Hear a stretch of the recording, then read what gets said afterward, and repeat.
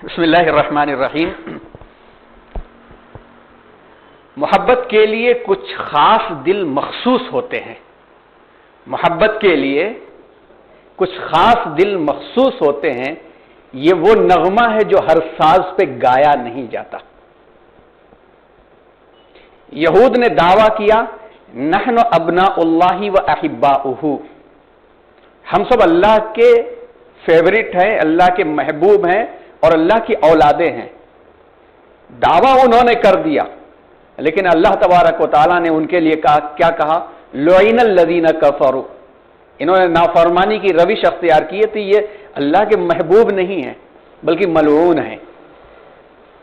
اور قرآن میں اللہ تبارک و تعالیٰ نے اس امت کے لیے ایک لفظ استعمال کیا، خیر امت کا، اور وہ خیر امت کا ورڈ استعمال کر کے اللہ تعالیٰ نے اس کو انٹیگریٹ کیا اقرا سے، پڑھنے سے، جاننے سے، اس کو پالش کیا پریکٹس سے، عمل سے، اور اس کو چمکایا اللہ تبارک و تعالیٰ نے دوسروں کے کام آنے سے۔ یہ تین لیول دے کر کے اللہ تبارک و تعالیٰ نے اس امت کو فیورٹ اور پسندیدہ قرار دیا، محبوب قرار دیا۔ اور اس محبت کو اللہ تعالیٰ نے کسی خاص طبقے کے لیے نہیں رکھا کہ نام دے دیا اور ہم مسلم گھرانے میں بائی چانس پیدا ہو گئے تو ہمیں مل جائے گا۔ یہ لیول ہر ایک کے لیے عام کر دیا، جنرل کر دیا اللہ نے۔ جو جس وقت اس کو اختیار کرے گا وہ اللہ کی نظر میں محبوب ہو جائے گا، دعویٰ کرنے سے کوئی محبوب نہیں ہوگا۔ اور اس کی وزڈم دیکھیے، اس میسج اور اس پیغام کو قرآن میں بتا کر کے ہمیں ہر نماز میں دہروا دیا جاتا ہے، ہر نماز میں دہروایا جاتا ہے، اور وہ ہم دہراتے ہیں سورۃ الفاتحہ کی شکل میں۔ اتفاق کی بات ہے کہ ہمارے امام صاحب اس آیت کو 2 مرتبہ دہرا کے پڑھ رہے ہیں 2 دن سے، ایاک نعبد و ایاک نستعین کھانسی آ جا رہی ہے، اور وہاں پہ امام صاحب پھر سے دہرا رہے ہیں، گویا اللہ تعالیٰ ہم سے کہہ رہے ہیں کہ تم اپنی مدد کے ہاتھ کہیں اور پھیلانے لگے ہو، پھر سے ڈبل سنو، تم میری طرف ہاتھ پھیلاؤ، میرے راہ ہدایت پر چلنے والے بن جاؤ تو مغضوب نہیں بنو گے، اور میری راہ ہدایت تم نے چھوڑا تو مغضوب بن جاؤ گے۔ یہ سچویشن جو ہم فیس کر رہے ہیں، اس سچویشن کے اندر ہم دعووں میں زیادہ آ چکے ہیں، خاندانی دعوے کے ساتھ ساتھ نسبتوں کے دعوے میں بہت آ چکے ہیں، لیکن وہ نسبتیں ہم کو کیا دے رہی ہیں اس کو ہم بھول گئے، چیزوں کو رسم بنا دیا ہم نے۔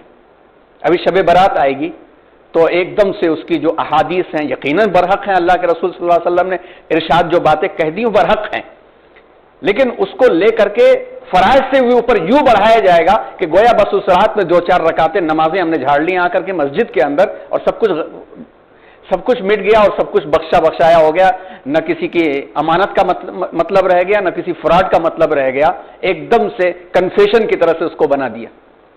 رسومات جب چیزیں بنتی ہیں تو جیسا کہ مشہور ہے، حالانکہ انیس بزمی صاحب بھی دعویٰ کرتے ہیں کہ ان کا یہ شعر ہے، لیکن ہمیں تو معلوم ہے کہ امجد حیدرآبادی کا ہے کہ اللہ سے کرے دور تو تعلیم کا فتنہ، تعلیم بھی فتنہ، اولاد بھی، املاک بھی، جاگیر بھی فتنہ، ناحق کے لیے اٹھے تو شمشیر بھی فتنہ، شمشیر تو کیا نعرہ تکبیر بھی فتنہ، ہر چیز فتنہ بن جاتی۔ صحیح رخ وہی ہے جو اللہ تعالیٰ نے بیان کیا اور اللہ کے نبی صلی اللہ علیہ وسلم نے بیان کیا۔ عمل انجام دو، بیس اچھا ہے، عمل صحیح ہے، اخلاص ہے، دوسروں کے لیے کام آ رہے ہو، اللہ تم کو محبوب بنا لے گا۔ یہی ہے آج اس تھیم کا ٹاپک کہ ہندوستان میں فکر اسلامی کا ارتقاء، ماضی، حال اور آئندہ کی صورتحال۔ جو اسلامک تھاٹ ہے، اسلامک تھاٹ کیا ہے؟ اللہ کی پسند کا راستہ ہے۔ اسلامک تھاٹ کیا ہے؟ دوسروں کے کام آنے کا راستہ ہے۔ اور اس سلسلے میں ہندوستان میں بھی اللہ تبارک و تعالیٰ نے اپنے ایسے پیارے پیارے بندوں کو بھیجا ہے جنہوں نے اپنی زندگی کو یہاں پر گھلا کر کے ہمارے لیے صحیح شکل میں اسلام کو پیش کیا ہے، جو ہم تک آج تک پہنچا ہے۔ یہ سال جب شروع ہوا تھا تو ہم لوگوں نے پولیٹیکل ہسٹری کو زیادہ کور کیا، جس میں بیچ بیچ میں اسلامک تھاٹس کی باتیں آتی رہیں، لیکن جو بھی اسلامک تھاٹس کی باتیں آئیں وہ پولیٹیکل ہسٹری کے اکارڈنگ زیادہ آئیں. ہاں شروع میں اس سرزمین سے ہمارا کیا تعلق ہے, سیدنا حضرت آدم علیہ الصلوۃ والسلام کا گزران کس انداز سے ہوا, وہ روایتیں اس کو تفصیل کے ساتھ پیش کیا گیا.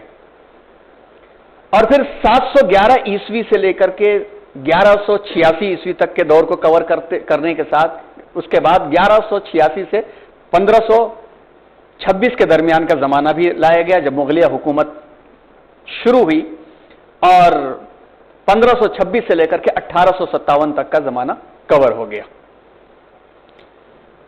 اس میں ہم اللہ تبارک و تعالیٰ کا خاص شکر ادا کریں گے, اور اللہ کا ہی خاص فضل ہے کہ جس خواب کو جناب پروفیسر نور احمد صاحب اللہ انہیں جزائے خیر عطا فرمائے, صحت اور عافیت عطا فرمائے اور اچھے لوگوں کا ساتھ عطا فرمائے, 2014 میں جس کا تذکرہ آپ نے کیا تھا, اللہ کا شکر ہم ادا کرتے ہیں کہ اس کا تھوڑا سا ہم ساتھ دے سکے.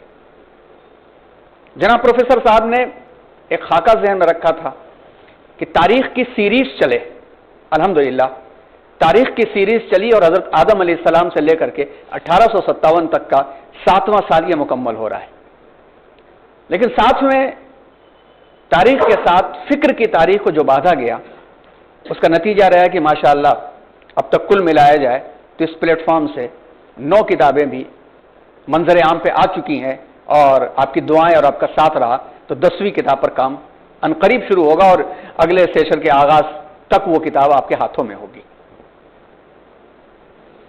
یہاں سے جو فکروں والی بات چلی, تو فکروں والی بات پر کچھ ہی دنوں کے بعد ایک ٹیم بنی, اور اس ٹیم میں جتنے بھی اراکین تھے, صدر جناب خلیل الرحمان وسیم صاحب اور جتنے بھی ممبران, یہ ذہن میں بات مشورے کے طور پر آئی کہ اس پروگرام سے نوجوانوں کو زیادہ فائدہ پہنچانا.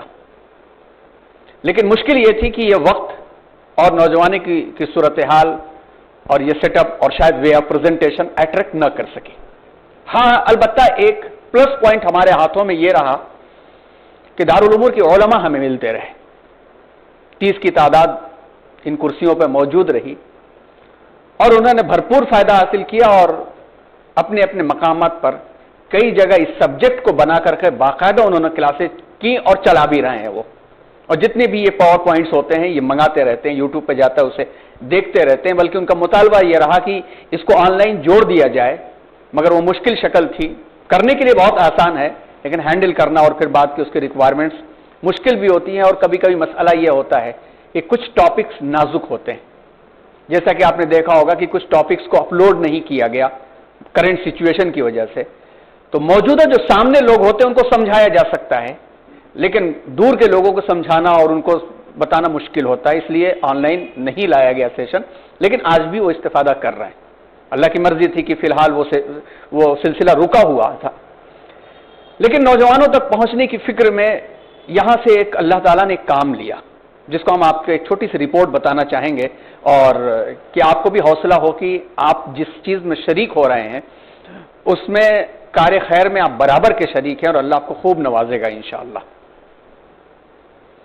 یہ فکر یہ شروع ہوئی کہ ایک سلیبس بنایا جائے, اور اس سلیبس کے اندر اسلام اور اسلامک ویلیوز کو اس طرح سے پیش کیا جائے کہ وہ لائف کے ساتھ انٹیگریٹ ہو, وزڈم کے ساتھ ہو, حکمتوں کے ساتھ ہو. کیونکہ یہ محسوس کیا گیا تھا اور مستقل محسوس ہوتا ہے کہ مکاتب ماشاءاللہ اپنی جگہ پہ بہت اچھا کردار ادا کر رہے ہیں.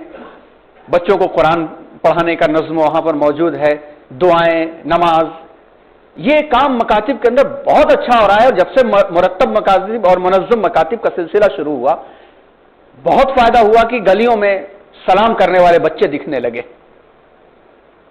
ورنہ 8-10 سال پہلے وہ دور بھی گزرا ہے کہ پتہ بھی نہیں چلتا تھا کہ مسلمان بچہ ہے غیر مسلم بچہ ہے, مگر مکتب کی نسبت سے کم از کم ہم جیسے لوگوں کو, داڑھی ٹوپی والوں کو سلام ملنے لگا.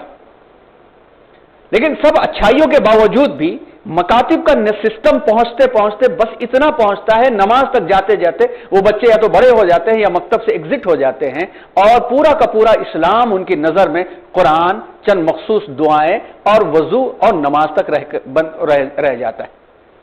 یہ نسلیں جب اوپر پہنچتی ہیں تو ان کو پریکٹیکلی اتنا نہیں پڑھایا جاتا, ایون ان کو زکوٰۃ نہیں پڑھایا جاتا کیونکہ وہ بچے ہیں، زکوٰۃ پڑھانے کا کوئی مطلب نہیں ہے، لیکن انفاق تک وہ پہنچتے نہیں کہ انفاق کے اندر انسان کی خدمات بھی انفاق کے اندر آتی. اس لیے جذبہ ہونے کے باوجود بھی یہ بچے بہت پیچھے رہتے ہیں. اور پھر اسلامک لا ہے، اسلامی چیزیں ہیں، لائف سے ریلیٹڈ نہ ہونے کی وجہ سے نماز میں اول صف میں آ کر کے موجود بھی دکھتے ہیں، لیکن دوسرے معاملات میں بھی اول صف میں وہی جا کر کے دکھتے ہیں. تو یہ مشورے میں بات طے ہوئی کہ ایک ایسا سلیبس بنانے کی فکر ہو جس کے اندر ان تمام چیزوں کو اس طرح سے کور کیا جائے کہ مسائل سے زیادہ وزڈم کے اوپر غور ہو. کیونکہ مسائل کے معاملے میں یہ ہوتا ہے کہ جو اسکولس آف تھاٹس ہیں، مسالک ہیں، عمل کرنے کا دائرہ الگ الگ ہے، اور مسائل سے پھر ٹکراؤ ہوتا ہے تو انسان رک جاتا ہے جا کر کے. مسالک کا ٹکراؤ اس وقت نہیں. اصول یہ ہے اپنا مسلک مت چھوڑو، دوسرے کے مسلک کو مت چھیڑو. اس کے بعد سے وزڈم پہ جانا پڑے گا، اور الحمدللہ اس کام کو شروع کیا گیا. حالانکہ اس سلیبس کے لیول پر نہیں ہو سکا اس لیے کہ مین پاور کم تھا اور افراد کم تھے، لیکن اللہ نے آپ لوگوں کی ہمتوں سے، اسپانسرشپ سے اور کمیٹی اور ٹیم کی طرف سے یہ حوصلہ دیا. رہنما نقوش کا کام شروع ہوا. رہنما نقوش کا جب کام شروع ہوا تو اس میں اسلام کی بنیادی تعارف حکمتوں کے ساتھ آیا. ممکن ہے کہ رہنما نقوش کی دوسری جلد آپ کے ہاتھوں میں اگر اردو والی ہوگی یا انگلش والی اگر آپ کے ہاتھوں میں ہوگی تو آپ نے دیکھا ہوگا کہ کلموں کے بارے میں کہ بچپن سے لے کر کے کلمے ہم لوگ پڑھتے ہیں، لیکن 7 کلمے کیوں اس کا جواب نہیں معلوم رہتا، اس کے ریفرنسز کیا ہیں نہیں معلوم رہتے، اس کی حکمتیں کیا ہیں نہیں معلوم رہتی. اس طرح کی چیزوں کو پھر نماز پڑھتے تو نماز کے اندر جو ارکان ہیں اس کی حکمتیں کیا ہیں نہیں معلوم رہتی. ان حکمتوں پہ کام کا آغاز ہوا، اور پھر فوری طور پر تقاضا رہا ہے کہ یہ کتاب انگلش میں آ جائے. براہ راست انگلش میں تحریر لکھنا اتنا مشکل نہیں جتنا کسی زبان سے دوسری زبان میں اس طرح سے ٹرانسلیٹ کرنا کہ ترجمانی ادا ہو، ترجمے کا پتہ نہ چلے، اوریجنلٹی پتہ چلے، بہت ہی مشکل کام ہے. اور جب اخلاص عمل کے ساتھ کسی کام کا آغاز ہوتا ہے تو اللہ راہ بھی فراہم کرتے ہیں. الحمدللہ ہم سب کا رابطہ ہو گیا جناب ڈاکٹر سید ذکی الدین علی صاحب جو ڈپٹی ڈائریکٹر CFTRI سے تھے، اور ان کا بھی جو بیک گراؤنڈ ہے یہ وہ بیک گراؤنڈ ہے جہاں پہ قرآن کی تربیت بچپن سے ہوئی ہے. والد محترم ایک موقر عالم اور بھائی ایک موقر دائی جو آج بھی دعوت کے کاموں میں مصروف ہے، اور اس طرح کے بے شمار کاموں کو وہ کر رہے ہیں، بلکہ آن لائن سیشنز بھی کافی چل رہے ہیں.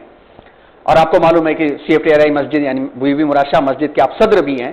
یہ تذکرہ آپ سے ہوا تو حالانکہ ان دنوں کے اندر کافی آنکھوں کی دشواریاں، ڈسک کی دشواریاں پیش آئیں، لیکن ہمت اور حوصلے کے ساتھ، گھٹنوں کی ہمت اور حوصلوں کے ساتھ رہنما نقوش کی پہلی جلد کا ترجمہ ہوا اور گائیڈنگ پاتھ کے نام سے پورے ہندوستان میں پھیل گئی. اس کے بعد میسکو کی یہ بچیاں ملی اور ان بچیوں کے اوپر یہ تجربہ شروع ہو گیا. مزید یونائٹڈ ویژن چیریٹیبل ٹرسٹ جس کے سیکرٹری جناب اسد اللہ صاحب اکثر یہاں موجود رہتے ہیں، اور ہمارے پروفیسر صاحب بھی اس کے ممبران میں ہیں، ڈاکٹر جاوید نعیم صاحب اس قسم کے افراد وہاں ہیں. وہاں پر کیریکٹر بلڈنگ کے نام سے آن لائن سیشن شروع ہو گئے جو ان کے گھروں کے بچے رہے. الحمدللہ تقریباً 62 کے قریب بچے اسی کنٹینٹ سے وہ ٹریننگ پا رہے ہیں، اور بعض بچے ٹریننگ پا کر کے میڈیکل میں بھی جا چکے ہیں، اور وہاں پر بھی اپنی 2-4 سہیلیوں کو وہ جوڑ رہی ہیں بچیاں. وہ اب بنارس تک بھی، بامبے تک کے بھی بچے اس کے اندر جڑ رہے ہیں. ہدا اسکول کے بھی کافی بچے اس سے فائدہ اٹھا رہے ہیں. گویا اگر ہم صحیح طریقے پر ڈیٹا نکالیں تو گزشتہ 5 سالوں کے اندر تقریباً 400 سے 500 سے زائد بچے ان کنٹینٹس کے مطابق وزڈمز حاصل کر چکے ہیں. اور اس میں جس کا بھی ہاتھ ہے، جس کا بھی ساتھ ہے، جس کی بھی دعائیں ہیں، یہ دین کی اشاعت، اسلامی فکر کی حفاظت کے لیے ہیں، اور اللہ نے خوب جزائے خیر عطا فرمائے گا. یہ کام اور آگے بڑھا، اور آگے بڑھنے کے بعد جب اس کام کو MFERD کے پلیٹ فارمز پر انٹروڈکشن ہوا، اور پچھلے سال سے پہلے سال والی ورچوئل کانفرنس ہوئی، اس کانفرنس کے اندر اس کے کنٹینٹ کا ہم نے تعارف کرایا. پھر اس پلیٹ فارم سے اس کا تعارف ہوا. اس تعارف کے بعد اس سال باقاعدہ ایکچوئل کانفرنس میں احمد آباد جانا ہوا. آپ کو یاد ہوگا کہ یہاں پر گفتگو کے درمیان پچھلے سال ایک بات بار بار دہرائی گئی تھی کہ جو سچویشن چل رہی ہے، اس سچویشن کے اندر مکاتب اور مدارس کا آگے چلنا نہایت مشکل ہے. پھر ہم ایک اور عنوان ہم لا رہے ہیں اور آپ کو اندازہ ہو جائے گا کہ کیوں مشکل ہے۔ اب ایسی مشکلوں کے اندر اگر آج بھی ہم ایسے ہی چھوڑ دیا ہم نے تو 95% ہمارے جو بچے ہیں ایک تو وہاں جا کر کے عقائد خراب تو ہو ہی رہے ہیں، مزید کچھ بھی نہیں بچے گا کہ ہم قرآن بچوں کو پڑھا سکیں۔ تو کیا ہم اس سسٹم کو قبول کر لیں گے جس سسٹم سے آنکھ کھلی ترکی والوں کی تو بہت کچھ گنوا چکے تھے وہ، یا وہ سسٹم نہیں آنکھ کھلی اسپین والوں کی تو سب کچھ گنوا چکے تھے، یا وہ سسٹم ہم لیں گے کہ ترکی والوں کی آنکھ کھلی تو کچھ بچا تھا ان کے پاس، اور بچا کیا تھا؟ وہ پڑھی لکھی مائیں بچی تھی، اور انہی بوڑھیوں نے بچوں کو ارلی سلا کر کے رات میں 1-1:30 بجے کے بعد اٹھا کر کے چاند کی روشنیوں میں پڑھایا چھپ چھپ کر کے، اور یہ پڑھے لکھے بچے جب جوان ہوئے تو انہوں نے سسٹم چینج کر دیا۔ ہمارے سامنے دونوں مثالیں، اور قرآن واقعات کو بیان کر کے ہمارے لیے عبرت دیتا ہے۔ تو جو آئندہ جو نظر آ رہا ہے اس میں ہمارے پاس ایک ہی کردار بچا ہوا ہے کہ ہم گھروں کے اندر لیڈیز کو اس طرح سے تیار کر لیں کہ ہمارے گھر ہوم اسکولز بن جائیں۔ کئی مرتبہ تذکرہ آیا اس کی امپورٹنس، اس کا تعارف بھی، اور ان ہوم اسکولز کو ایسا ہم ڈیولپ کریں کہ رسمی طریقے پر اسلام نہیں بلکہ ایک ٹیچر ہر سبجیکٹ کو پڑھانے والی بن جائے۔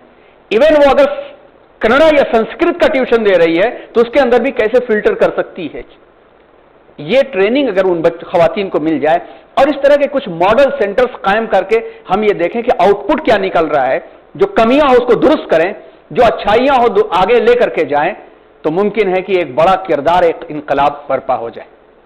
تو یہ بات جب سامنے آئی تو پھر پروفیسر نور احمد صاحب اور کمیٹی ٹیم نے ایک میٹنگ کیا کہ یہی سے شروع کریں گے، اور یہاں پر home schooling teachers training for home schooling کے نام سے 25 کا ٹارگٹ کر کے شروع کر دیا گیا۔ الحمدللہ 16 تاریخ کو 40واں دن مکمل ہو رہا ہے، وہ بھی ایک ویلیڈکٹری چھوٹا سا پروگرام ہے مخصوص انہی کے لیے۔ 100 دن کا پروگرام تیار کیا گیا، اور 100 دن میں 40 سیشنز جو ہیں رمضان سے پہلے، اور 60 سیشنز رمضان کے بعد، اور اس کے بعد 10 ماڈل سینٹرز قائم کرنے کا، اور اس طرح سے قائم کرنے کا کہ اپنے اوپر بہت بوجھ بھی نہ ہو، نگرانی رہے، اور جو کنٹینٹس ہم لوگ دے رکھے ہیں اس پر پڑھایا جائے، اور جو کچھ ہمارے ہاتھ سے تھوڑا بہت ہو سکے انسینٹیو کے طور پر ہم دے سکیں، جس کا اگلے سال انشاءاللہ انٹروڈکشن کرائیں گے۔ کام شروع ہوا، اسی درمیان میں احمد آباد کانفرنس میں جانا ہوا۔ دیکھیے سب کچھ اسی پلیٹ فارم سے ہو رہا ہے۔ احمد آباد کانفرنس کے اندر اس کا تعارف کرایا ہم نے، وہاں پر مشورے کے اندر ریکوائرمنٹس کئی جگہوں سے آئی، جس میں سے ایک کام ابھی ہم پھر سے دوبارہ تیسری مرتبہ پالنپور کے قریب جا کر کے اس کام کو ہم کر کے آئے ہیں۔ وہ ٹیم پھر آ رہی ہے 9 تاریخ کو بنگلور کے اندر، 9 سے لے کے 12 تک ادھر ہی ہم ہیں۔ 9 تاریخ کو آ رہی ہے، جس میں خواتین کی ٹریننگ کے واسطے سسٹم اور نظام بننے کا عمل شروع ہوگا، پریکٹیکل شروع ہو جائے گا۔ یہ بات بنگال تک بھی پہنچی، اور بنگال کے اندر باقاعدہ ایک ادارہ ہے جو 2 سال اس طرح کی محنت کر رہا ہے، وہ انٹیگریٹ کرنا چاہ رہا ہے۔ تیسرا کام یہ بھی ہوگا کہ MFERD کے پلیٹ فارم سے جامعہ ملت ابراہیمی ایک ادارہ قائم کیا گیا، سملر ٹو دارالامور، گویا دارالامور بند نہیں ہوا، اس کا کورس ادھر منتقل ہو گیا، اس کی ذمہ داری ہم ہی ادا کر رہے ہیں، فی الحال آن لائن ہے۔ اس پلیٹ فارم سے معلمات کے لیے عید کے بعد سے پھر سے کورس شروع ہوگا، اور یہی سارے کنٹینٹس وہاں پر ہوں گے۔ اور ابھی جامعۃ الفلاح اعظم گڑھ بڑا ادارہ ہے، بڑا موقر ادارہ ہے، اس ادارے سے نوجوان نسلوں کے لیے آل اوور انڈیا ایک سسٹم شیڈول بننے جا رہا ہے، جس سسٹم اور شیڈول کی ترتیب کے اندر رہنما نقوش کے کنٹینٹس ان لوگوں تک پہنچے تھے، ان لوگوں نے ہم سے رابطہ کیا کہ عید کے بعد اس کام کو کرنا ہے، اور عبدالبر اسری صاحب جو ہیں بامبے سے، ان کے ساتھ عنقریب میٹنگ ہونے والی ہے کہ ایک ٹیم بنے گی، اور اس ٹیم کو لے کر کے پورے ہندوستان کی سطح پہ کام کرنا ہے۔ الحمدللہ اللہ کا فضل ہے، اور یہ جو کچھ ہے اسی پلیٹ فارم سے، کہ جب انسان ہمت اور حوصلے کے ساتھ، اور ہو کیسے رہا ہے، آپ چاہے 4 لوگ آئیں چاہے 10 لوگ آئیں، لیکن بات شروع ہوتی ہے تو کہیں نہ کہیں پہنچتی ہے۔ ہمارا کام ہے بات کہنے کا اخلاص کے ساتھ، اور کوئی ضروری نہیں کہ کہنے والا مخلص ہو، شریک بھی مخلص اگر ہے تو اللہ تعالیٰ بات کو پہنچا دیتے ہیں۔ سیدنا حضرت ابراہیم علیہ السلام سے اللہ نے کہا، جب خانہ کعبہ کی بنیادیں اونچی ہو گئی تو اللہ تعالیٰ نے کہا کہ آپ اعلان کرو حج کا، تو حضرت ابراہیم علیہ السلام نے سوال کیا، اللہ یہاں کوئی نہیں ہے، تو اللہ نے کہا تمہارا کام کہنا ہے، پہنچانا میرا کام ہے، وَأَذِّن فِي النَّاسِ بِالْحَجِّ، لوگوں میں حج کا اعلان کرو۔ اور حضرت ابراہیم علیہ السلام نے وہیں مقام ابراہیم پر کھڑے ہو کر کے حج کا اعلان کیا. مفسرین لکھتے ہیں کہ اللہ تبارک و تعالیٰ نے اس آواز کو ہر جگہ سنایا, یہاں تک کہ جو لوگ ابھی پیدا بھی نہیں ہوئے تھے ان تک بھی اس بات کو اللہ تعالیٰ نے پہنچایا, اور اس کے بعد سے لے کر کے حج کا نظام جاری ہوا. یہ مثالیں ہمارے سامنے ہیں کہ ہمارا کام یہ ہے, اور نسائی کی وہ حدیث بھی ہمارے سامنے رہنی چاہیے کہ قیامت برپا ہو چکی ہے, سامنے نظر آ رہی ہے, تمہارے ہاتھ میں ایک پودا ہے, اسے تم لگا دو, نتیجے کی فکر تم کو کرنے کی ضرورت نہیں, اپنا کام اچھی طرح سے کر دو. تو اس کام کا جو اثرات جو ہو رہے ہیں ان اثرات کو کم از کم اس شہر کے لیول تک اور دور تک لے جانے کی ضرورت ہے. اور یہ کوئی ضروری نہیں کہ ہر کونے پر مولانا صاحب شمیم صاحب یا حاذق نظر آئیں. ایسے افراد آپ بھی کھڑے ہو سکتے ہیں, آپ ہمت کرو گے تو آپ اپنی گفتگو کے اندر بات تو کر لیتے ہو نا. کسی کو دعوت دینا ہوتا تو بڑی عزت کے ساتھ آپ دعوت دے لیتے ہیں, حضرت میرے گھر میں فلاں فنکشن ہے یا فلاں ہے, آپ تشریف لائیے, بس یہی انداز کافی ہے. ہر عالم مفسر نہیں ہوتا, ہم یہ بات جانتے ہیں نا. ہر عالم دعویٰ نہیں کر سکتا کہ مفسر میں ہوں یا محدث میں ہوں, بہت بڑی ریکوائرمنٹس ہوتی ہیں. یعنی اگر کہا جائے آج کے زمانے میں تو اگر 1000 علماء کو لے لیا جائے تو 10 ہی مفسر نکلیں گے, محدث نکلیں گے, اور باقی اگر 990 دیکھا جائے تو وہ آپ ہی کے برابر کے. فرق یہ ہے کہ تھوڑی عربی زبان ان کو آتی ہے, عربی تفسیروں سے وہ استفادہ کر لیتے ہیں. اگر آپ کو عربی نہیں آتی تو لیول ایک ہی ہے, وہ بھی تفسیروں کو دیکھ کر کے نوٹس بنا کے پیش کرتے ہیں. آپ بھی ہمت کریں تو آپ بھی پیش کر سکتے. چلیے دنیا کے سامنے نہیں پیش کر سکے, اپنے 4 بچوں کے سامنے تو پیش کر سکتے. جو آپ کے ہاتھوں کے نیچے پیش کر سکتے ہیں, اس طرح سے ہمت ہوتی ہے اور ہمت پھیلتی ہے. اور یہ مشہور مقولہ ہے, جو قوم تعلیم کو اپنے لیے سمجھتی ہے, جو قوم تعلیم کو اپنے لیے سمجھتی ہے, وہ شخص اونچا اٹھتا ہے, وہ قوم مرتی ہے. تعلیم میں حاصل کر رہا ہوں میرے لیے, ڈگری کے لیے, اس کے لیے وہ اونچا اٹھ جائے گا, لیکن اس کی قوم مر جائے گی. جو تاجر تجارت کو اپنے لیے سمجھتا ہے وہ مالدار ہوتا ہے, لیکن اس کی قوم مر جاتی ہے. لیکن جو شخص اپنی تعلیم کو, اپنی تجارت کو قوم کے لیے تصور کرتا ہے, وہ بھی ڈیولپ ہوتا ہے, پوری قوم ڈیولپ ہوتی ہے. جس وقت وائز مین اور روتھ شیلڈ نے 15ویں اور 16ویں صدی کے اندر گریٹر اسرائیل کا نقشہ بنایا تھا, روتھ شیلڈ جس نے فرانس کے انقلاب میں کافی کردار ادا کیا تھا, اس نے گریٹر اسرائیل کا نقشہ بنایا تھا. اور نقشہ اس طرح سے اس نے بنایا تھا کہ گویا کہ اس نے اس طرح سے نقشہ بنایا تھا کہ ایک طرف یہاں پہ ایجپٹ دکھ رہا تھا, ایک طرف مدینہ دکھ رہا تھا, اور لمبی سڑکیں دکھ رہی تھی اس کے اندر. اور اس کا جملہ بعد میں اسرائیل کے پارلیمنٹ پہ لکھا ہوا تھا کہ تیری سرحد نیل سے فرات تک ہے. اس وقت اس شخص نے اپنی پوری کی پوری دولت کو لٹا دیا تھا کہ دولت فلاں ملک میں جائے گی تو ترقی ہوگی اس ملک کی, اور اس ملک میں ترقی ہوگی تو جس لوگوں نے دولت لگایا ہے اس کی قوم بھی آگے بڑھے گی. کتنا سال انسان جیتا, 100 سال, 200 سال, کتنی روٹیاں کھا لے گا, کتنی دولت سمیٹ لے گا, لیکن اس نے دولت لٹا دیا جب, تو لٹانے کے بعد آج دیکھیے نیو سٹی جو بن رہا ہے بالکل وہی سڑک بن رہی ہے. کتنے علاقوں کے اندر ان کی اجارہ داری چل رہی ہے. میڈیکل کے اوپر ان کا ڈومینیشن دیکھیے کہ میڈیکل کا نشان بھی تبدیل ہو گیا.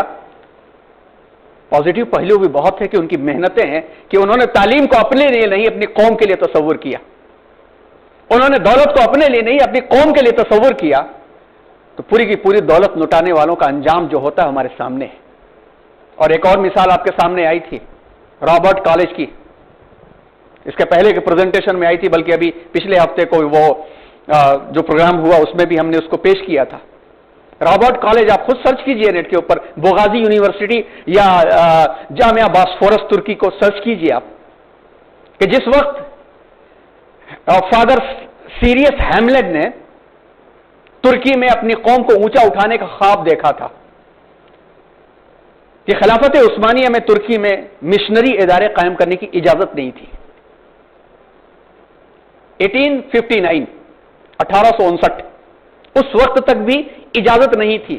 مگر اس فادر نے خواب دیکھا تھا اور اس خواب کو سچا کرنے کے لیے اس نے محنت کی. اسی زمانے میں یورپ کے اندر ٹیلی گرام وجود میں آ گیا اور اس ٹیلی گرام ٹیکنالوجی کو اس نے لا کر کے خلیفہ عثمانی خلیفے کے سامنے جب دکھایا تو عثمانی خلیفہ دنگ رہ کر دیکھ کر کے اور انہوں نے کہا مانگو کیا مانگتے ہو. منہ مانگی دولت مانگنا ہوتا تو سوچئے کون کیا مانگتا ہے. جینے والی قومیں کیا مانگا کرتی ہیں, یہ بہت بڑی مثال ہے. اسی زمانے میں رابرٹ نام کا ایک شخص امریکہ کے اندر اس نے مشنری اختیار کیا تھا اور بہت دولت والا تھا. اس فادر نے خلیفہ سے کہا کہ بس ایک پرمیشن دے دیجئے, یہاں میں اپنا اسکول کھولنا چاہتا ہوں. پرمیشن مل گئی, لیکن یہ پرمیشن ملی کہ اس کے اندر مسلمان بچے داخلہ نہیں لے سکتے, آپ اپنے بچوں کو پڑھاؤ اس کے اندر. اس نے کہا بالکل ٹھیک ہے, شکریہ آپ کا. رابرٹ کو سے رابطہ کیا کہ تم کیا چاہتے ہو, اگر پوری قوم کو لے کر کے آگے بڑھنا چاہتے ہو تو اپنی دولت یہاں ڈال دو. اور اس رابرٹ نے اپنی دولت وہاں پہ ڈال دیا, سسٹم بنا, لیبر اتنا اچھا قرار پایا کہ 10 سال کے بعد مسلمان اسکالرز پہنچے خلیفہ کے پاس کہ ہمارے بچوں کو یہاں پہ داخلہ دینے کی اجازت دی جائے. اور 70 کے آس پاس وہ کالج کی شکل میں آیا اور وہاں پہ جب داخلے ملے, اس سے 20 سال کے بعد, آپ کو معلوم ہے کہ 15 سے 20 سال میں ایک نسل تبدیل ہوتی ہے, 20 سال کے بعد جو نوجوان اس کالج سے نکل کر کے آئے انہوں نے دیکھا کہ حکومت جو ہے کس طرح سے پنجہ گاڑے ہوئے عوام کے ذہن پر کہ عوام کو آزادی تک حاصل نہیں ہے, لہذا عوام کو بادشاہ کے ظلم سے ہم آزاد کرائیں گے. اور ایک آرگنائزیشن بنتی ہے جس کا نام ینگ ترک تھا. اور اسی ینگ ترک کا جو لیڈر بن کر کے آیا مصطفیٰ کمال پاشا. اور 1924 میں کیا ہوا ہمارے سامنے موجود ہے. 1860 میں شروعات ہوئی اور صرف 62 سال کے اندر خلافت ایسی مٹی کی اس کے آغاز ہونے کا تصور ہی نہیں اب تک. 100 سال ہو گئے. ایک شخص کی محنت, ایک شخص کا پیسہ, یہ ہے اسلامک تھاٹ اور فکر. آپ انتظار میں رہیں کہ علماء میدان میں آ جائیں, علماء میدان میں آ جائیں, اور آپ اس انتظار میں رہیں کہ علماء اسماء الرجال بھی سنبھال لیں, اصول تفسیر بھی سنبھال لیں, اصول فقہ بھی سنبھال لیں, مسائل بھی سنبھال لیں, اور جو ہے وہ ڈاکٹر بن کر کے ڈاکٹر سب علاج بھی کر دیں, انجینئر بن کر کے وہ انجینئر بھی بن جائیں, سائنٹسٹ وہی بن جائیں. ہیں کتنے وہ ہیں کتنے 2.5%, اور 2.5% میں بھی علماء بنتے کتنے ہیں جو قاعدے کے علماء بنتے ہیں 0.1% بنتے ہیں جن سے آپ امید کر سکتے ہیں. ہیں کتنے؟ نام لیجئے خالد سیف اللہ رحمانی, نام لیجئے ارشد مدنی, نام لیجئے محمود مدنی وغیرہ وغیرہ, جن کے نام لے رہے ہیں یہ نہ سمجھیے گا کہ نام نہیں لے رہے ہیں, مثال ایک دے رہے ہیں. انگلیوں پر بھی گنے تو انگلیاں زیادہ ہو جائیں گی, علماء کم پڑ جائیں گے. تو کیا اس انتظار کے اندر ہماری عمریں 40 سے 60 ہوئی, 80 ہوئی, اور ہمارے بچے یہاں تک آ چکے, کب تک انتظار رہے گا؟ کیا ہم نماز نہیں پڑھتے؟ کیا جو نماز پڑھتے ہیں وہ نماز ہم اپنے بچوں کو نہیں بتا سکتے؟ اسلام نے ارسٹوکریسی یا تھیولوجی ڈپارٹمنٹ, یہ کانسیپٹ اسلام نے نہیں دیا کہ اللہ اور بندے کے درمیان میں کسی عالم کا ہونا ضروری ہے. اسلام کا کانسیپٹ نہیں ہے یہ. عالم بن جاؤ, اتقا بن جاؤ, اقرا بن جاؤ, اچھے جاننے والے بن جاؤ, اچھے متقی بن جاؤ, قرآن کو صحیح پڑھنے والے بن جاؤ, یو آر امام. تو جو اس پلیٹ فارم سے کوشش ہو رہی ہے اس کو پھیلانے کے لیے, شہر کے کونے کونے میں پھیلانے کے لیے, آپ یہ نہ تصور کریں کہ چند علماء کی کاپیاں تیار کر دیجیے. آپ کہاں سے ثابت شمیم صاحب کی کاپی لے کر کے آئیں گے؟ ان کے بچے کے بڑے ہونے کا انتظار کرنے میں آپ کے بچے بوڑھے ہو جائیں گے اور پتہ نہیں وہ مولانا کی جگہ لے گا یا نہیں لے گا. لیکن آپ نے تو سن رکھا ہے نا. آئندہ مولانا کا درس اٹینڈ کرے تو آپ نوٹ بک کے ساتھ اٹینڈ کیجئے. وہ نوٹ بک مولانا کو دکھائیے کہ مولانا میں نے جو نوٹ کیا صحیح نوٹ کیا یا غلط نوٹ کیا ہے. کتنا سمپل سلوجی, کل بھی ہم نے بیان کیا کہ مولانا نے غرفہ کا اتنا پیارا تعارف کرایا, اچھا لگا نا ہمیں. جو بات اچھی لگی, کیا ہم 24 گھنٹے کے اندر کسی کو پہنچا نہیں سکتے کیا؟ بس مزاج صحابہ سے تھوڑا سا چاہیے ہم کو. صحابہ کو پتا چل گیا کہ یہ چیز ہے تو ملاقات کر کے جاتے, گویا کہ دوڑا دوڑا کے کان میں بولنے کے لیے جاتے. جب سورہ والعصر نازل ہوئی تھی, سورہ والعصر نازل ہوئی تھی تو صحابہ کا معمول یہ بن گیا تھا. اس دن تو عجیب معاملہ تھا, عجیب منظر تھا. جس کو معلوم ہے وہ کیا کرتا کہ ایک صحابی آ رہے ہیں، پیچھے چھپ جاتا کہیں اور اچانک سامنے آتا، السلام علیکم ورحمۃ اللہ وبرکاتہ، اعوذ باللہ من الشیطان الرجیم، بسم اللہ الرحمن الرحیم والعصر، پوری سورہ سناتا، پھر وہ جواب دیتا، وہ سناتا. عجیب منظر تھا. یہی شوق تو تھا کہ وہ صحابہ کرام کیا تھے. اللہ تبارک و تعالی نبی کریم صلی اللہ علیہ وسلم کے استاد، اللہ تعالیٰ نے سکھایا، ادبنی ربی فاحسن تأدیبی، لیکن اللہ تبارک و تعالیٰ نے دوسرے صحابہ کو نہیں سکھایا جبریل کو بھیج کر کے. جو بھی طرز و طریقے سکھائے گئے حضور کو سکھائے گئے. اور آپ صلی اللہ علیہ وسلم نے کیا کیا؟ سب کو بٹھا بٹھا کے الف با نہیں پڑھایا تھا، موٹیویٹ کیا تھا، انسٹیگیٹ کیا تھا اور ان کی پوٹینشیلٹی کو کیش کیا تھا. حضرت معاذ ابن جبل کو بھیجا یمن میں، اس لیے کہ وہ پوٹینشیلٹی رکھتے تھے، ان سے بات کرنے کا سلیقہ تھا. حضرت خالد ابن ولید کو مسلط کر دیا سخت لوگوں پر، کیونکہ ان کی طاقت وہ تھی. اور حضرت حسان دو شیر کہہ دیتے تو شعلے بھڑک جاتے اور لوگ جنگ میں کود پڑتے تھے. حضرت حسان کی نگرانی جنگ خندق میں عورتوں کے ٹینٹ کی لگی، جہاں سب لوگ، حضور خود میدان میں کودے ہوئے ہیں، پھاوڑے چلا رہے ہیں، پیٹ پر پتھر باندھے ہوئے ہیں، لیکن حضرت حسان کی ڈیوٹی لگی کہ عورتوں کی حفاظت تم کرو.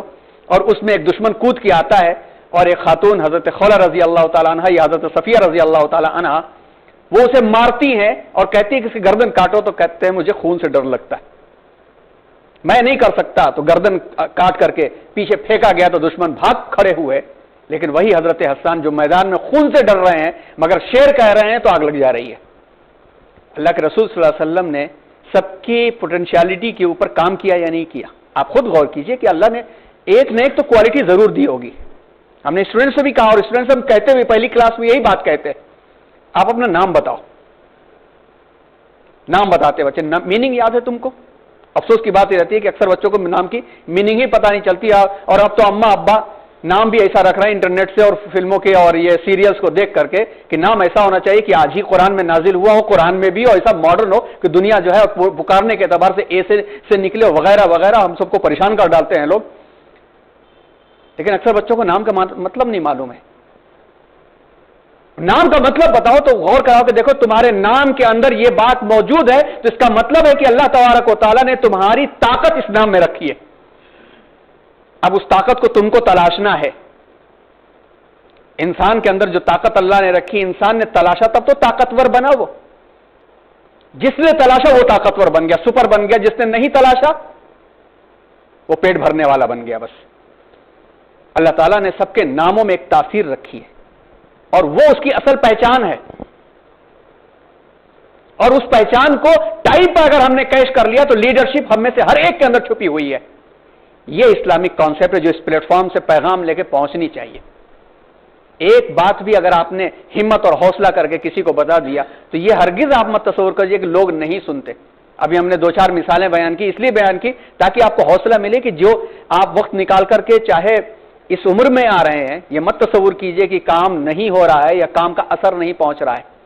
یہ تو اللہ کے یہاں پتہ چلے گا کہ کتنا بڑا کام آپ حضرات نے انجام دیا ہے اور انشاءاللہ اچھا پتہ چلے گا. تھوڑا سا اگر ہمارا ہاتھ اور دراز ہو جائے کہ ہم دسترخوان پر اپنے بچوں سے بات کر سکے، دسترخوان پر یا ہفتے میں کہیں مل کر کے بات کر سکے، بھائی یہ بات مولانا نے بہت اچھی بتائی پچھلے ہفتے، اس کے بارے میں ہمارے ذہن میں یہ بات آئی، آپ کے ذہن میں کیا بات آئی، بات پھیل جائے گی. اور اگر دوسروں کے انتظار میں رہیں گے، علماء کے انتظار میں رہیں گے تو کیا دشواریاں ہوں گی. ہم آپ کے سامنے ایک ڈیٹا پیش کرنا چاہ رہے ہیں.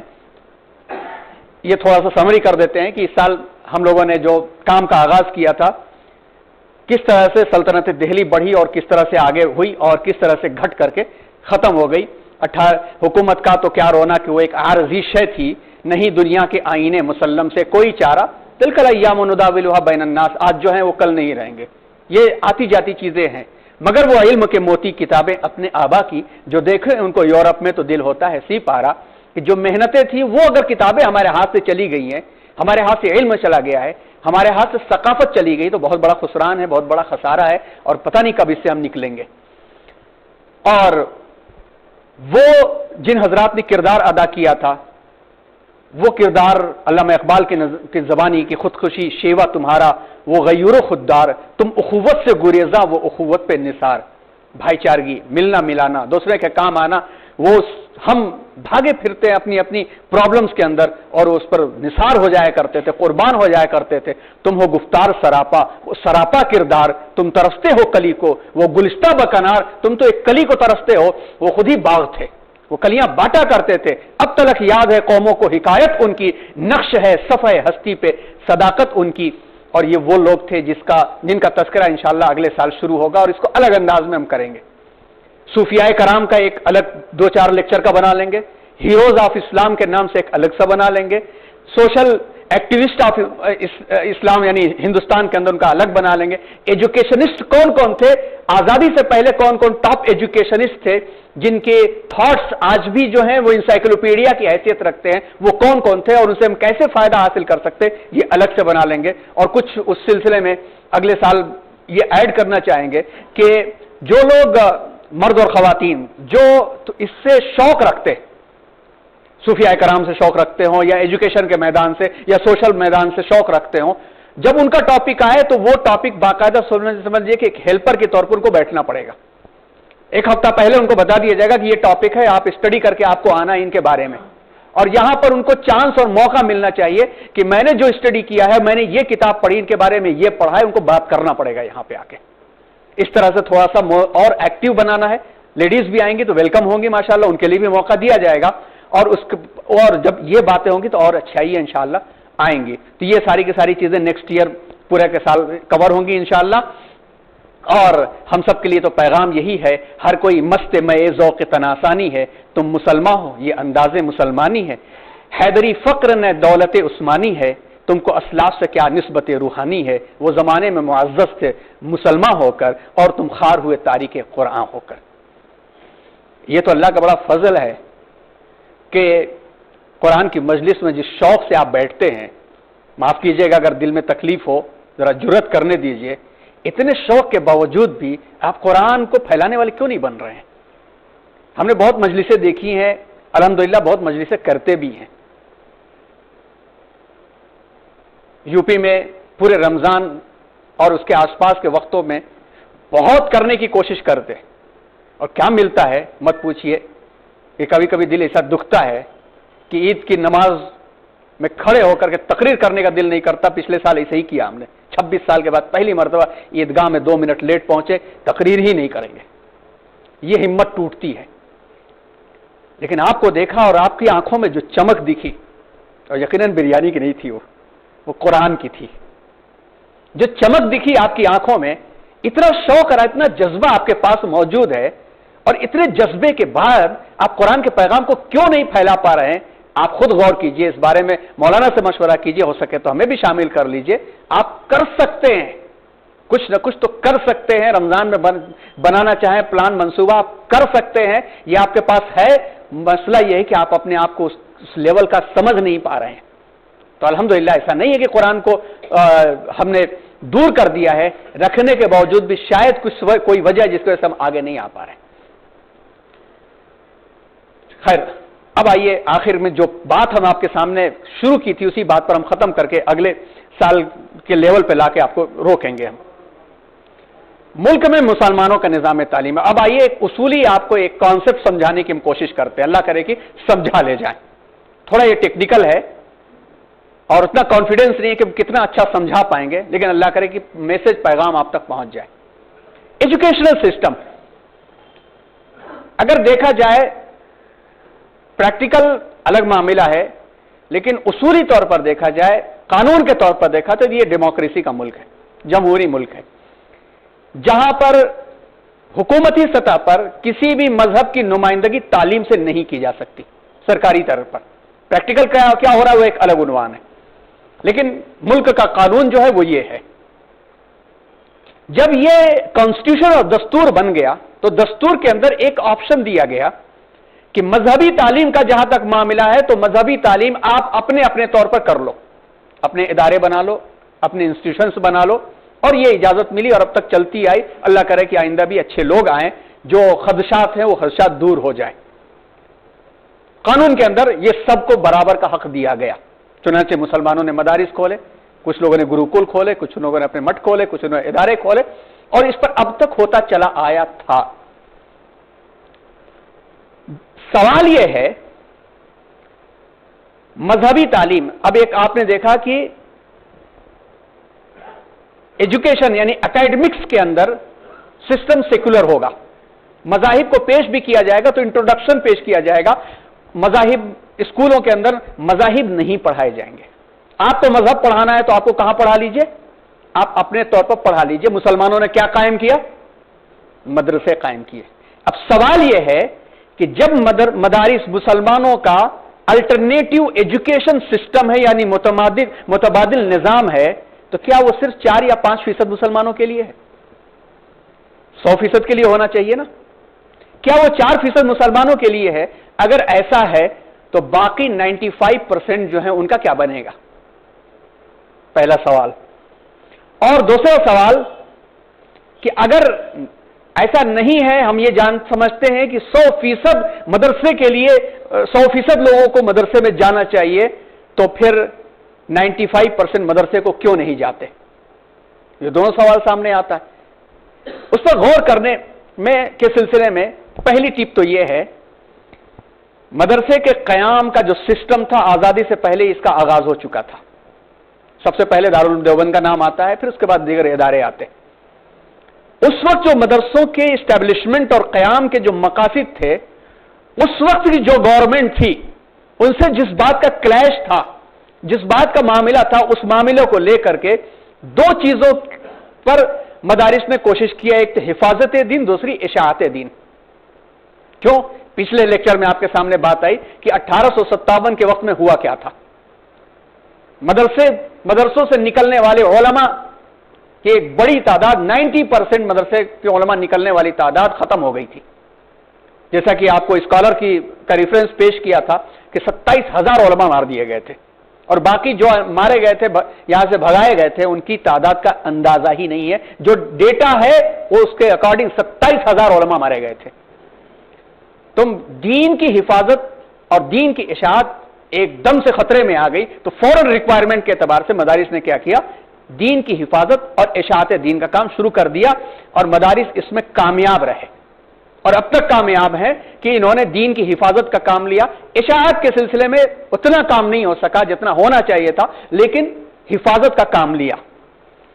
لیکن معاشرتی اور معاشی اور علوم و فنون, جو سوشل سائنسز اور ادر سبجیکٹس ہیں جن کے بغیر سماج کی ضرورتیں پوری نہیں ہوتی, وہ مدارس کے دائرہ کار سے باہر رہے,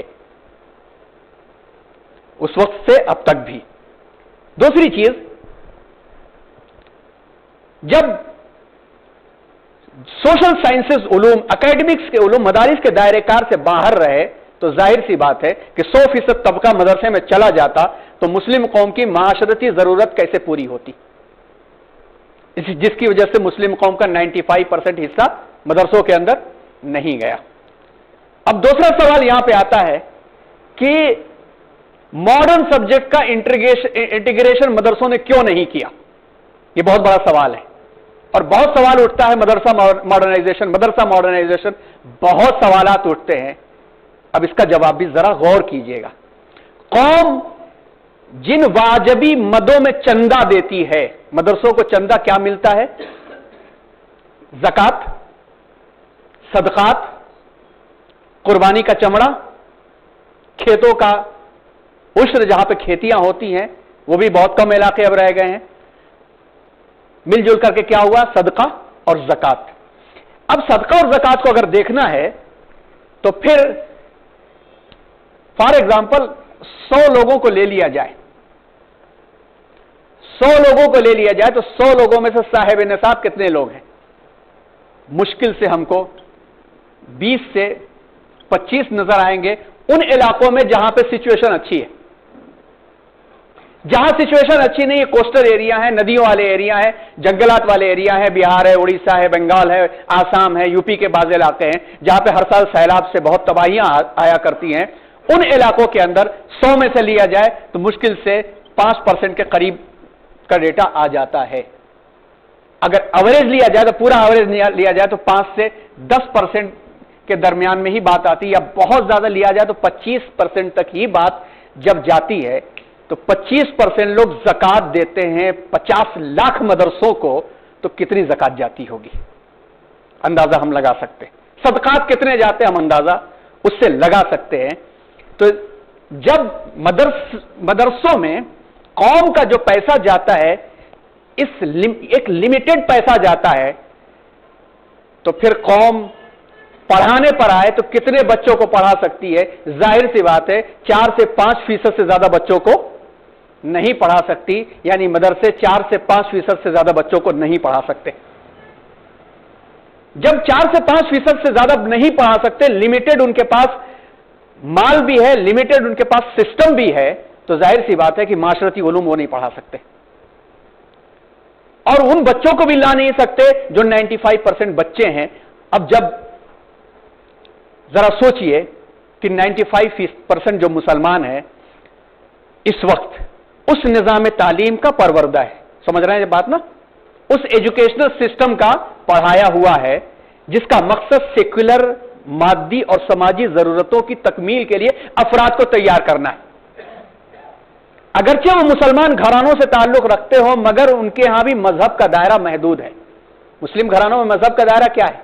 صرف نماز روزہ ہی تک تو ہے، اصالہ ثواب قرآن خوانی تک تو ہی ہے بس.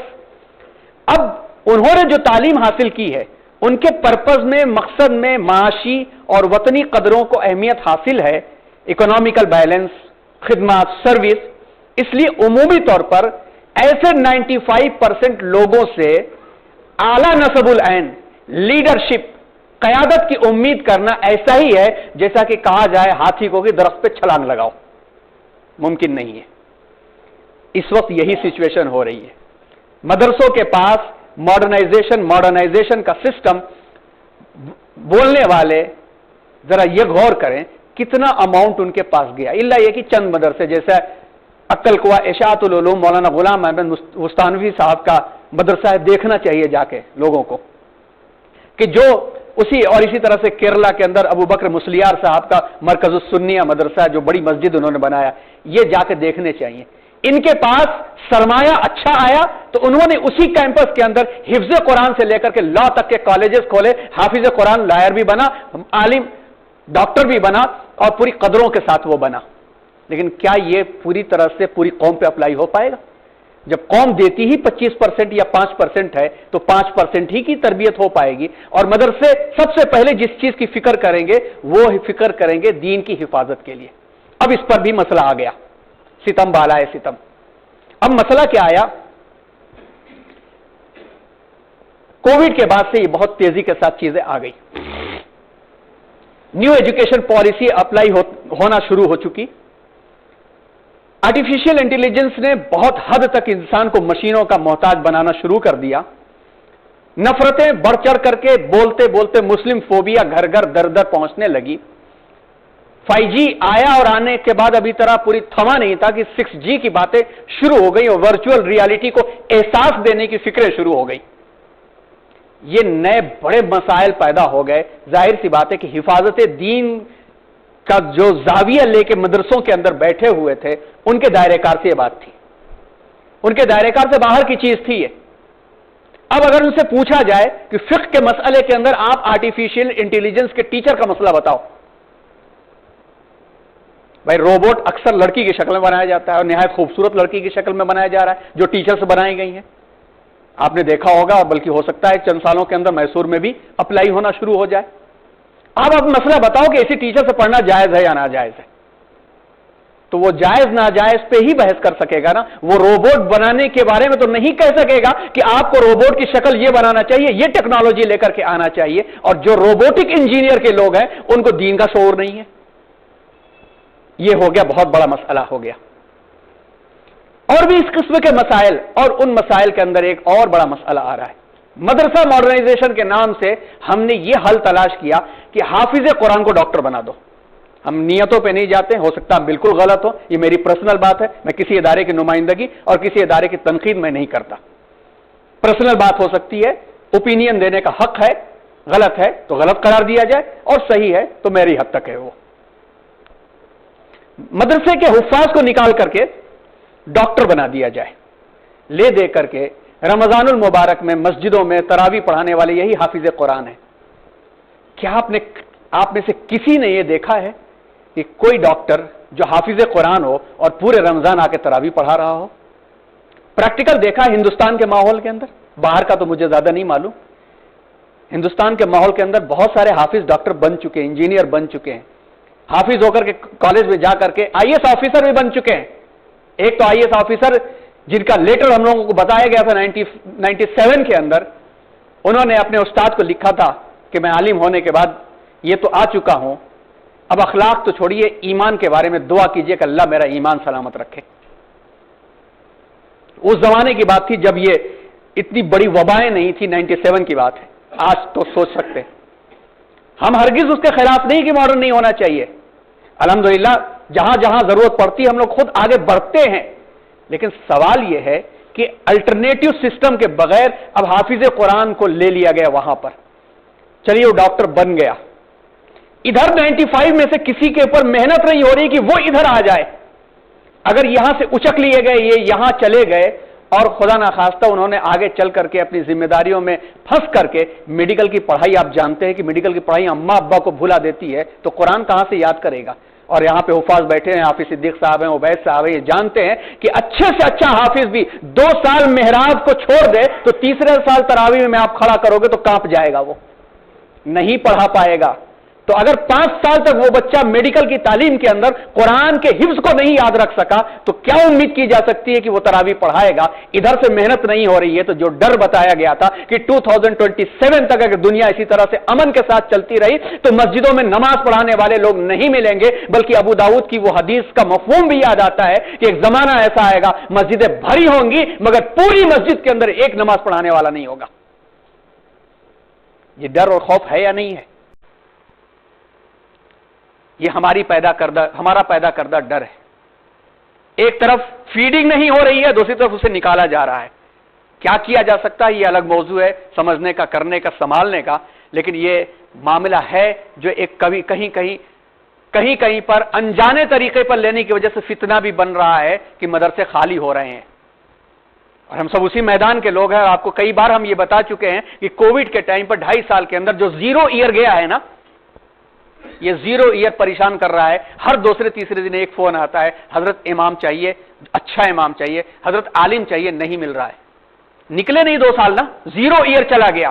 ایک تو یہ 0 ایئر 2027 اور 30 کے درمیان میں ایک دم سے آئے گا، دوسری یہ کہ اس کے اندر ایڈمیشنز نہیں ہوئے۔ ابھی جب کووڈ کے بعد مدرسے کھلے ہیں تو یو پی اور بعض بہار کے مدرسوں کے بارے میں بات آئی تھی کہ بقرعید کا زمانہ جب بقرعید ہو جاتی ہے تو گویا پیک اکیڈمک ٹائم ہو جاتا ہے مدرسوں کا، بقرعید تک بھی ایک بھی داخلہ نہیں ہوا مدرسے کے اندر۔ اس پر سے آپ جانتے ہیں کہ اب ان بچوں کے لیے بھی زکوٰۃ اور صدقات کے سلسلے میں اب زکوٰۃ کے نئے آپشنز بھی ہو رہے ہیں۔ زکوٰۃ کو لے کر کے ایجوکیشن میں اور جگہوں پہ جہاں پر دیا جا سکتا ہے وہاں پہ لوگ خرچ کر رہے ہیں۔ ہماری نسل جو اس قسم پہ جی رہی ہے، ہم کیا ایسے ہی چھوڑ دیں گے؟ جو چیلنج ایسے ہی چیزوں کو ہم ضائع کر دیں گے؟ اس سے بچنا ہے تو اس سے بچنے کی خاطر اس طرح کے جو فکری پروگرامز چل رہے ہیں، درس حدیث ماشاءاللہ اسی پلیٹ فارم سے شروع کروایا گیا، اس طرح کے جو بھی پروگرامز چل رہے ہیں، نئے پروگرامز اپنے اپنے طور پر ہم سب کو شروع کرنا پڑے گا، ہم سب کو انوالو ہونا پڑے گا، میدان میں آنا پڑے گا، یہ بھول کر کے کہ لوگ کیا کہیں گے۔ اخلاص رکھیے دل کے اندر، ہو سکتا ہے زبان سے کچھ تجوید کے الفاظ غلط ہو جائیں، آپ صحیح کر لیں گے، لیکن اس ڈر سے کہ فلاں کیا کہے گا، دیکھو یہ فلاں آدمی انجینئر اور ڈاکٹر پروفیسر آج آئے ہیں یہ دین پڑھانے کے لیے، اعتراض کرنے والے اعتراض کریں گے، لیکن آپ کی ہمت سے 2 بچے دیندار بن گئے تو پھر اعتراض تو کنارے ہو جائے گا، وہ دینداری نظر آئے گی۔ اخلاص پیدا کر کے آگے بڑھیے، اور یہاں سے چھوٹے چھوٹے جو آغاز کیے گئے اس میں سے ایک تو ہم جانتے ہیں کہ ماشاءاللہ اس چیز کو بنیاد اور بیس بنا کر کے ٹریننگ، جیسا ابھی شروع میں ہم نے بتایا کہ جہاں تک پہنچ ہو پا رہی ہے وہاں تک کر رہے ہیں، آپ بھی اور لوگوں کو جوڑنا چاہیں، مشورے دیجئے پروفیسر صاحب ماشاءاللہ اور جناب خلیل الرحمان وسیم صاحب اور جتنے بھی ممبران ہیں، ہر اچھے بات کو لے کر کے ہم آگے بڑھنے کا حوصلہ رکھتے ہیں، آپ مشورے دیجئے۔ اللہ تبارک و تعالیٰ سے دعا ہے کہ اللہ تعالیٰ ہم سب کے مل بیٹھنے قبول فرمائے. 7 سال کامیابی کے ساتھ اللہ نے چلایا ہے, آئندہ بھی اللہ تعالیٰ کامیابی کے ساتھ چلائیں. آپ تمام کو صحت و عافیت کے ساتھ اللہ تعالیٰ وہ موقع عطا فرمائے کہ آپ آئندہ بھی شرکت فرمائیں, اور ہمارے لیے بھی دعا کیجیے کہ ان ریکوائرمنٹس پر عمل کرتے ہوئے جو خواب دیکھے گئے ہیں آپ لوگوں کے ذہنوں کے اندر, اس کو پریکٹیکل اس سینٹر کے اندر اور مزید سے مزید کریں, اور بچوں تک ہم لوگ پہنچے, مل جل کر کے ایک ٹیم بنا کر کے پہنچے, تاکہ سب دین اور اخلاق کے نام پر کام ہو. بہت شکریہ آپ تمام کا, پورے ذمہ داران کا اور سب کا ساتھ دینے کا. اللہ تعالیٰ سب کے حق میں فضل کا معاملہ عطا فرمائے. آمین. وآخر دعوانا الحمدللہ رب العالمین. سبحان اللہ وبحمدہ, سبحانک اللہم وبحمدک, نشہد ان لا الہ الا انت, نستغفرک ونتوب الیک. سبحان ربک رب العزۃ عما یصفون, سلام علی المرسلین والحمد للہ رب العالمین.